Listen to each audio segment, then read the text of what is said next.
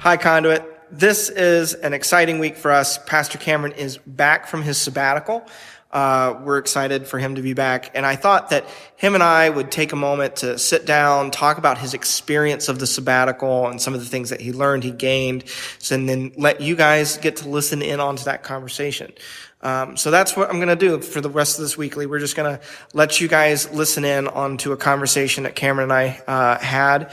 And I hope that you guys benefit from that and help us welcome him back this week. Cameron, it's your first week back from sabbatical. Indeed it is. Indeed it is. I am back. How are you, Conduit? It's nice to see you again. Cool. Well, everybody's, I'm sure, going to want to know, like, what was your experience like? What did you end up doing? Like, right. Maybe just kind of like walk us through, like, what were the logistics of sabbatical? Like what? So, yeah, we did a few things. We took a nice vacation. We went camping one week down in Allegheny, and then we took a kind of a longer trip to Hershey, Pennsylvania, and then Washington, D.C., and then spent a little bit of time down at Myrtle Beach. And then we came home and we got ready for school to start and the kids to go back to school, and we got to spend a lot of time together as a family. Then, of course, I think most people know that my wife had a little accident at home and she broke her back, and so the last month or so we've been kind of just like battening down the hatches at home and trying to take care of each other well. How is Sherry doing? Like, everybody I know was very concerned when we heard that. And what's going on? How bad? Like what's the story? She's doing very well. I mean, if you have to break your back, this was kind of like best case scenario. She had 2 minor fractures, and she's healing really well. And in fact, I anticipate I'll be in church this coming Sunday, and I anticipate that she'll be here. She'll be here with me and the rest of the kids as well. Awesome. So, all in all, sabbatical was a really great time and a really great experience. I think that, like most things in life, expectation and reality were kind of far apart from each other. I don't mean that to say like that it was bad. Sure. It was just like what I was expecting and what the reality was. Like what God was going to show me about myself, what God was going to show me about my family, what God was going to show me about ministry was completely different than what I had expected. Good, but different.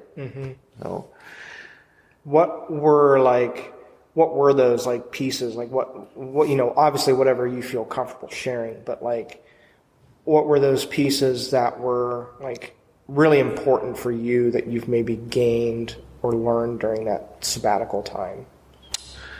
Yeah, I think, part of that question I'm still discovering.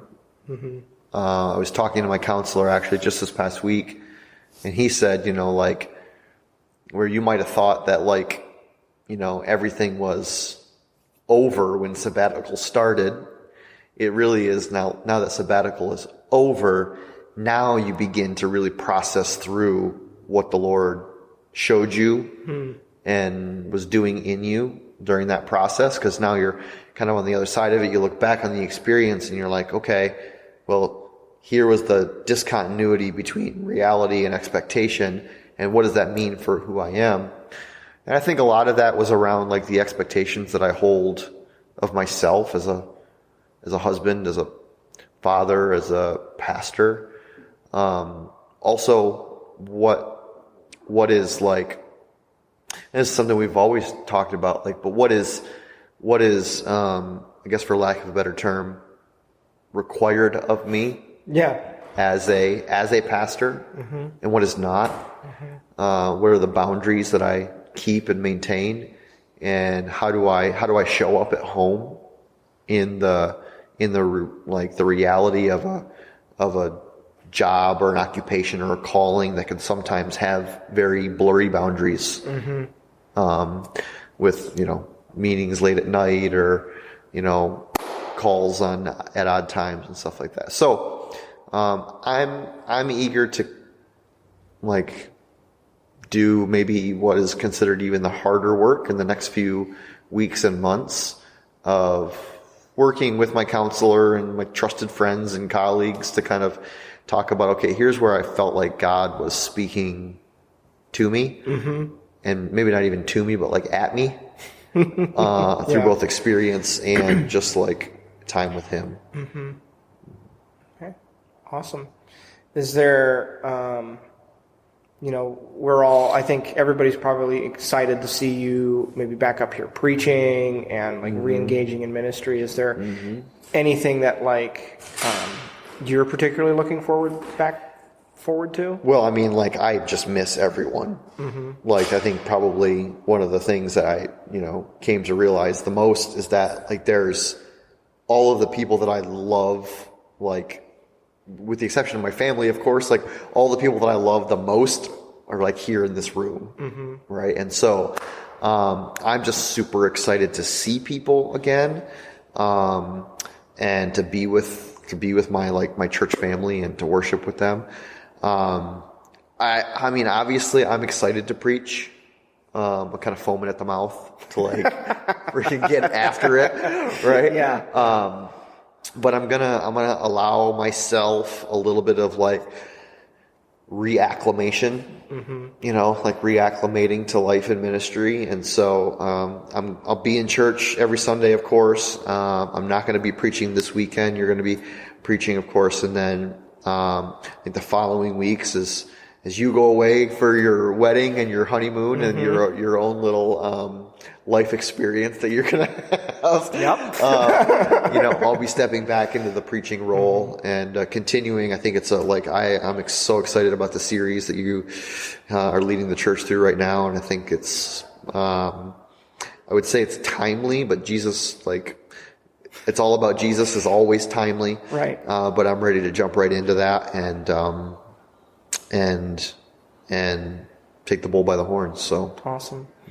Do you have any, this will be like our last question, do you have any sort of wisdom or anything that you would impart to anyone who is seeking to integrate, not everybody gets to take a sabbatical, but we are all supposed to be striving to Sabbath, to keep the Sabbath, to keep a rhythm of rest. Is there anything from this experience that you've learned that you would just encourage our body with as when it comes to seeking rest and restoration in the Lord?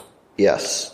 I would say probably one of the more significant things that has been impressed upon me or that I've experienced is how holistic we are as people, and how pursuing spiritual rest and refreshment, but not attending to the actual physical health of our bodies with good sleep and exercise and a healthy diet, or attending to our physical well-being, but continually repressing or suppressing intrusive thoughts or deep-seated anxiety or anxiousness or insecurity and just pretending like it doesn't exist because, hey, we're Christians and we just love Jesus and so everything is supposed to be great. So I'm not going to talk about all these internal pain and emotional pain that I have.